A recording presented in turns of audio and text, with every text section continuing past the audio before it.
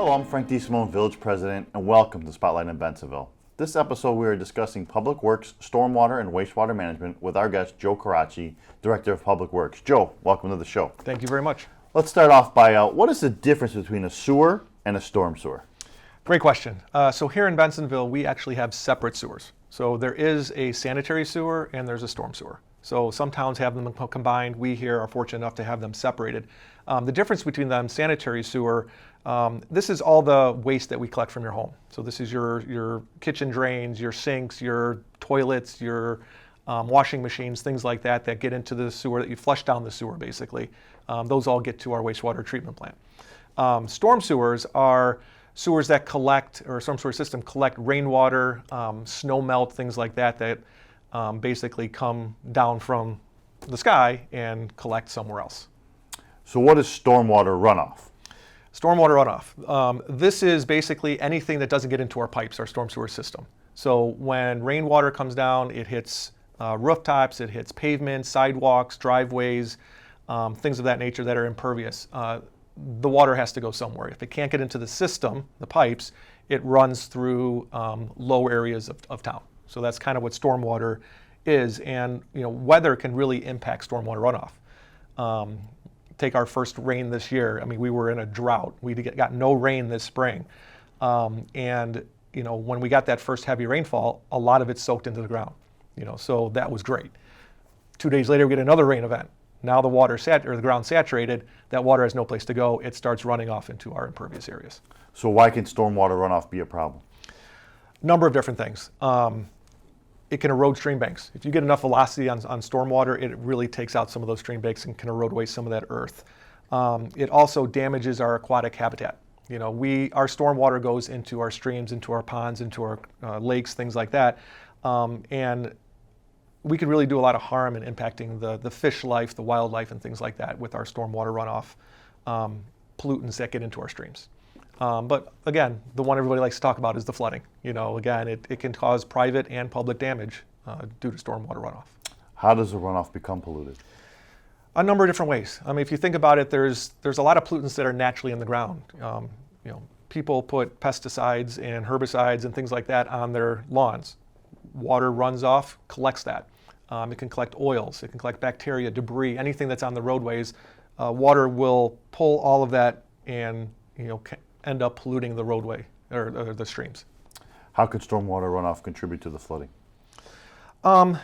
During our excessive rain events, our storm sewer system has capacity. We can't design for what everybody likes to call the 100-year storm that we get every 3 years now. Correct. So our storm sewers are designed for, most of them, the 10-year storm. We're starting to design more for the 20, 25-year storms, but we can't, no town can financially support designing for those big, huge rains. So when we get those rains and our storm system gets taxed, the water has no place to go. So that runoff keeps pushing into low areas and things like that. So the runoff can cause flooding, block storm sewer grates, and pipes can cause backups and start flooding. And then we can also get flooding in low private areas. Again, water will always go to the low spot. So if you have a backyard with a low spot in the area, water is going to sit in there and could potentially flood. So where does all of our stormwater go? Our water goes to our creeks. So here in Bensenville, we have 3 actual watersheds. We have the Willow Creek watershed that's up in our North Industrial Park. That actually runs through O'Hare and eventually gets down into the Des Plaines River. The middle section of town is the Silver Creek watershed. Some people like to call it the Bensenville ditch, if you will. That also kind of runs through from like Hillside to about Green Street. That'll run through our creek system, the Bensenville ditch, again through O'Hare, ultimately getting down to the Des Plaines River. And then the south end of town runs through Addison watershed, or Addison Creek watershed. Everything in the Addison Creek watershed gets into Redmond. And then from Redmond, we have a control mechanism to discharge it down. And again, that will eventually get to the Des Plaines River as well. What public works initiatives are in place to manage all of the stormwater? From an operational standpoint, we're constantly out there cleaning out our catch basins, cleaning out our storm grates, trying to get that debris from building up, because again, you have a storm drain that collects the water. If that's blocked, plugged, whatever, water can't get in. So from an operational standpoint, we're constantly out there, and especially right before an anticipated rain, getting out there and trying our best to clear as much as we can. From a capital investment, infrastructure investment, we have been fortunate enough over the last couple of years to get quite a few grants to do some of these projects. A couple in particular, the Redmond Reservoir expansion. There we, about a $2.7 million grant from Community Development Block Grant. We were able to put an additional 6.5 million gallons of storage capacity into Redmond. So that's been a huge help to us. Another project right after that was the George Street bypass project. Again, Community Development Block Grant funds, about a 1.7 million for that. That was a secondary pipe, kind of a bypass pipe to help some of the upstream areas, Yorkbrook apartments and things along that nature, that constantly had some flooding. This has relieved some of that flooding, which is great. One of the big ones even before that was when the school district was expanding and redoing Tioga, we had them expand their basin there, which helped keep some of the water upstream from one of our most chronic areas, the 200 blocks of Center and Addison. That has proven to be a huge improvement to that area since that went in. And right now we're currently working again with CDBG on another possible $2 million grant in that kind of that same area in the Addison Creek. This would go basically from about, I think, Dorio Park through Bridgeway. So if we're successful in obtaining that money, that'll be a project hopefully in 2022 that can help solve some of the flooding in that area too. So we've identified $80 million worth of stormwater projects, and we're just trying to pick away at them, but these grants are hard to get. So that's kind of what we're doing to try to help solve some of these problems. So why is it important to manage stormwater properly? Obviously the big goal is to reduce or hopefully eliminate flooding. Floods. Yeah, and they do a lot of damage. We get a lot of angry residents, and deservedly so. I mean, we're trying to do our best to eliminate or reduce that, but when these storms hit, it's a huge impact to us. I mean, there's no way to stop the 1.5 inch rain in the first hour. Correct. I mean, it's impossible no matter what kind of system you have, I'm assuming, right? Correct. And the thing that, when I look at those types of rains, yes, we get those rains. I always look at it a half hour to an hour later. If that system is draining, our system's working. It just doesn't have the capacity, and that's the unfortunate part. Again, we don't have the capability to put huge underground storage tanks anywhere. That's just fiscally not attainable. So how can stormwater be managed effectively in any area if it poses a problem?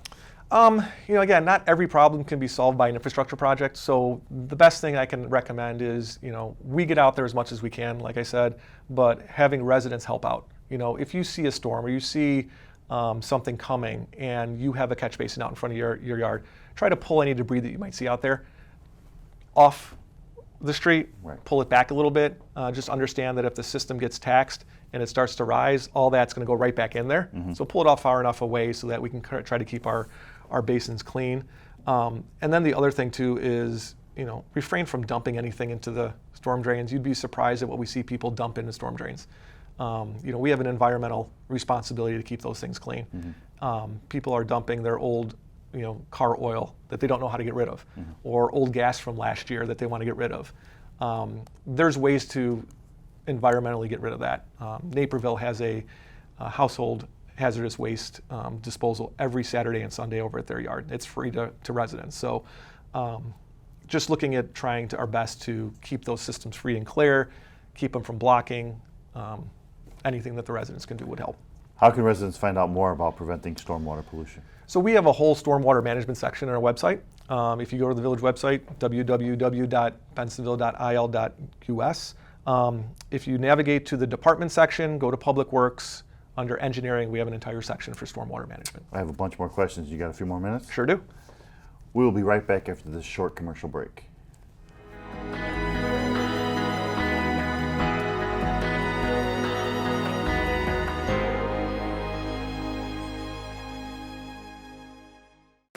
Hi there. I want to take you on a journey through a community powered by C-Click Fix. Here, internal operations are streamlined with more intuitive, secure workflows and communications. Here, let me show you how it all works. C-Click Fix organizes, tracks, and manages service requests from everyday citizens through a single application. When they see a problem, a few clicks is all it takes to send off a service request. From there, the right people get the request and get to work. All communication and task management is seamlessly coordinated through the app. Citizens can see the work being done and even receive a follow-up message when the work is completed. It's a team effort all around, and you have the data you need to make better decisions. Cities large and small use SeeClickFix to accomplish more for their citizens with the staff, time, and budget they've already got. Get started today.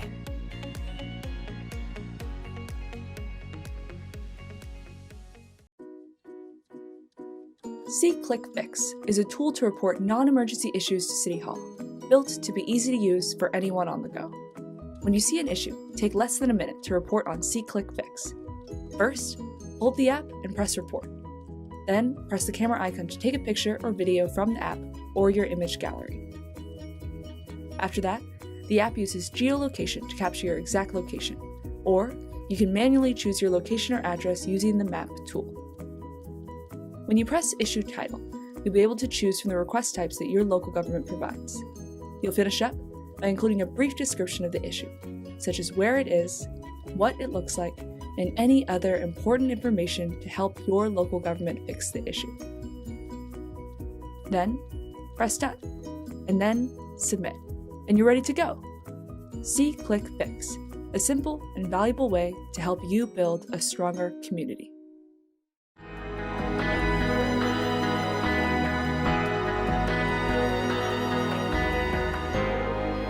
Hello, I'm Frank DeSimone, Village President, and welcome back to Spotlight on Bensenville. This episode, we are discussing Public Works, Stormwater, and Wastewater Management with our guest, Joe Caracci, Director of Public Works. Welcome back, Joe. Thank you very much. So are there any special challenges to treating our wastewater? Yeah, so we just spoke about stormwater. Wastewater is a whole different animal. Now, I mentioned last segment that we have separate systems. Now, that's by design, but that's not necessarily by reality. Probably our biggest challenge with wastewater is what's called I&I, inflow and infiltration. So when indirect flow gets into when it rains and indirect flow gets into our sanitary system pipes are not as big as our storm sewer pipes. You know, most of our sanitary system pipes are 8 inches, 10 inches, things like that, where stormwater can be 6 feet in diameter in some locations. So when we get I&I into our system, we're in essence treating rainwater at our plant. You know, it's a waste of money. We shouldn't be treating rainwater, but it happens. And how does that happen? Again, infiltration from joints, cracks, anything from the service lines all the way through down to the wastewater treatment plant. And then there's also inflow. So inflow is when water comes into a sanitary manhole, rainwater comes into a sanitary manhole, or there's an illegal connection either from a sump pump or floor drains or something like that that's getting in there. That should technically go to the stormwater system. When all that water gets in there, it really taxes our wastewater treatment plant to the point where sometimes water just bypasses our treatment plant. It goes through our treatment plant, but it doesn't get the treatment that it should before it hits our streams. So those flows during the rain events, it really is our biggest challenge. And then when we get those flows and we can't treat it and it fills up that sanitary sewer, that's what causes basement backups, and that's not a good thing either. No. Yeah. So what are items that residents should avoid putting into the system? There's 3 real major items: fats, oil, and grease. You know, so anything that you cook. You know, if you have grease that comes off your frying pan, we don't really want you to scrape that into your kitchen sink, into your drain. Fats, oil, grease, you're putting fats from your steaks down into your drain. Those have a tendency to expand, harden, and block sewers. And finding where that happens is not an easy thing. So you could have a blocked sewer line, which is causing your house to back up, that you don't know about until it actually backs up. Correct. So fats, oil, and grease are the main components we like to see our residents stop putting into their drains. But there's also 2 other ones, anything petroleum based. Again, gasoline, oils, anything like that getting down there. Our treatment plant it's not designed to treat those types of things. They tend to float in our treatment plant. They don't have, they're flammable. You know, if anything should happen in our treatment plant and, we have a lot of petroleum based in there, that could be a huge issue. And pharmaceuticals. Don't throw your drugs down your drain. No. You know, those cannot be treated at our plant. So the drains that we see on the side of the roadway, do they go to wastewater or do they go somewhere else? They go to stormwater. Okay. So again, the two separate systems. Anything you see that has an open grate, some of them actually have right on the top of the grate drains to river. Those don't get to our wastewater treatment plant. Okay. Those go directly into our stream. So should be no known cross connections there. Okay. How many sewer lines are in the village of Bensenville? So again, storm sewer and sanitary. On our sanitary side, we have 62 miles of sanitary sewer mains. That's just the mains. That doesn't even include the service lines that go from your house to the main. So I have never even calculated how many miles of that we could have. And then our storm sewers, we have about 60 miles. Okay.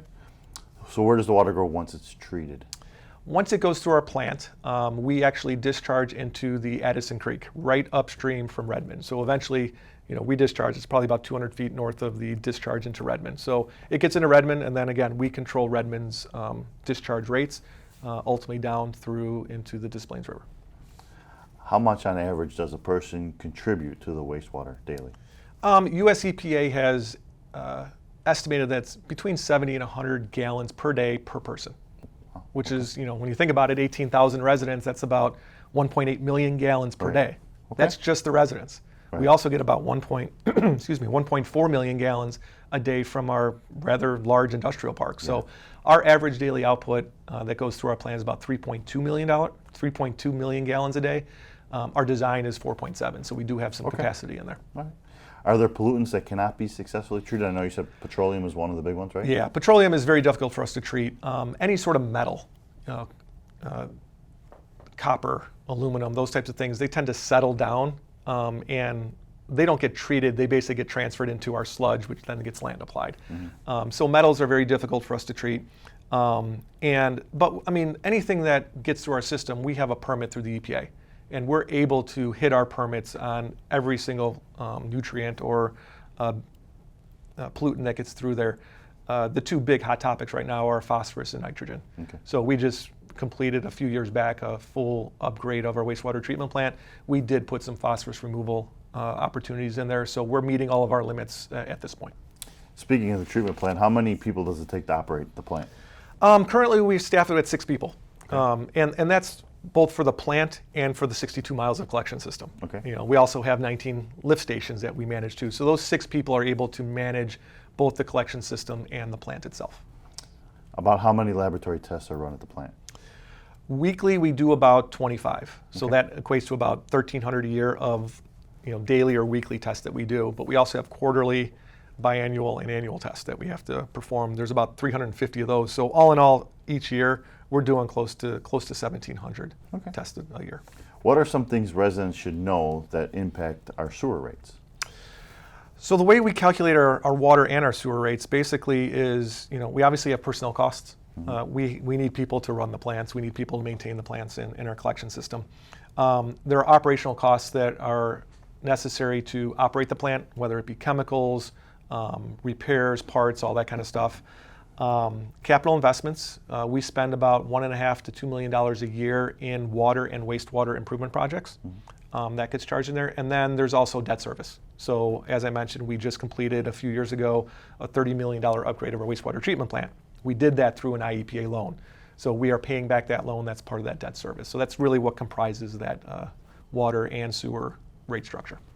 How can residents find out more about what we've just discussed today? Again, I think our website does a pretty good job of explaining both the storm sewer and the sanitary sewer. But if you have any specific questions, you can always feel free to call us at Public Works at 630-350-3435. Joel, thanks for being on the show. You bet. And thank you so much for joining us for Spotlight on Bensenville. See you next time.